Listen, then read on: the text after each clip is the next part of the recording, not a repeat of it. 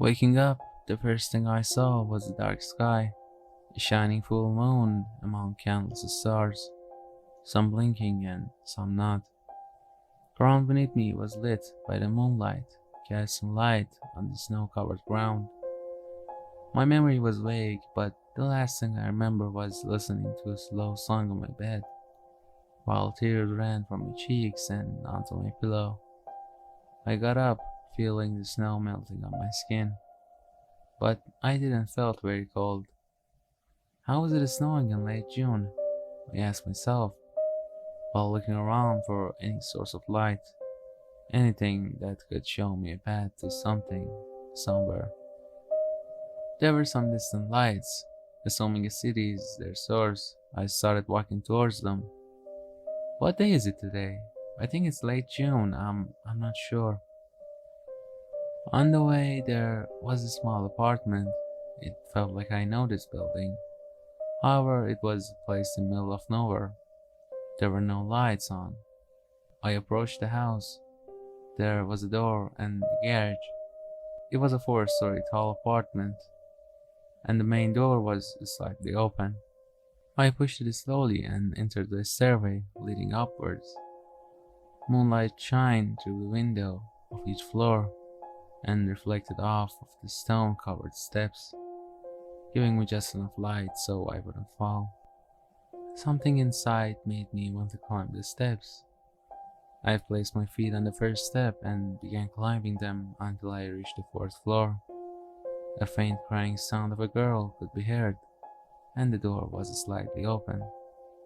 Something about this door felt so familiar. We finally bought our own house. It's small, but it's ours. I could almost hear him in my head, my father. I grabbed the rusty metallic door handle and slowly pushed the door open. Stepping in the house, the familiar scent brought up images of my childhood to my mind. It felt like it was yesterday. My father coming home with a bag full of birthday presents in one hand and a birthday cake in another. Just as I was walking, I could tell the sound of crying was getting closer till I reached the bedroom door. It was closed. I put my hand on the knob and turned it. I pushed the door open, revealing a small room with a small window on the wall, a 2-story bed at the corner, and a closet on the opposite side. There was a girl sitting on the ground near the bed, hugging her knees. "Hello?" I whispered. The crying suddenly stopped, and she looked up. It was dark, and I couldn't make out her facial details. I wanted to speak, but everything went to black as she began to scream. I woke up again, lying on the ground, next to what was left from the house, a pile of derbies. I got up and continued heading to where I was going, the source of those lights. Somehow, the air felt more cold this time. Since first that I woke up here, the moon hasn't moved, like it was frozen in time, closer than the distant stars. As I got closer to the snow-covered empty streets, it was easy to tell nobody lived here. There were no cars on the side of the road, no lights emitting from any house. However, something about this place made it feel like I'm close to where I belong. As I kept trying to figure out this strange feeling, I came across an alleyway. The small street lamps at the end of the alley illuminated a small door to an apartment. As I walked slowly towards the house, flashbacks of my teenage years kept coming back at me. "Dad, I don't want a birthday cake." "But it's your birthday. We can't ignore that." There I was, a blue metallic door with a wooden handle. To my surprise, I pushed the door and it swung open. I walked in and closed the door behind me. There were glass shards on the floor, and they made cracking noises as I stepped on them. I've climbed the stairs one by one.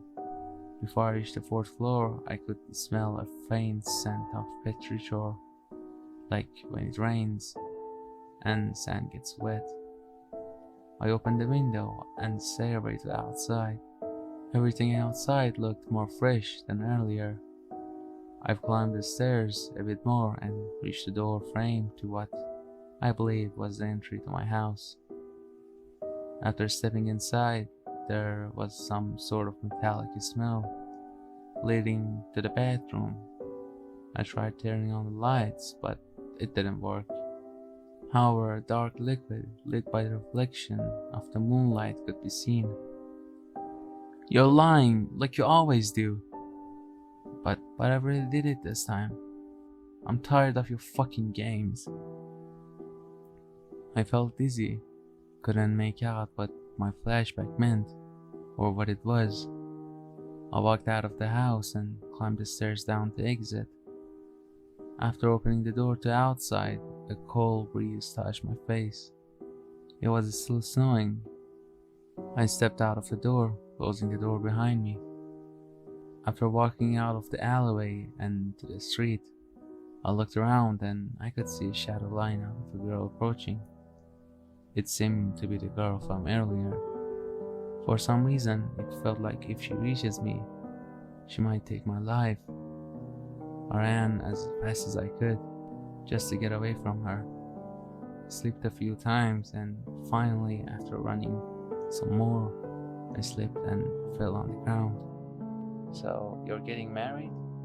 It's just like you, a liar, a cheater." "But I've changed. People never change." It seemed as if I passed out again. I opened my eyes. There she was. "Happy birthday." Suddenly my vision shifted, and I was in my room, watching myself sleeping in the bed, stained red with blood dripping on the floor.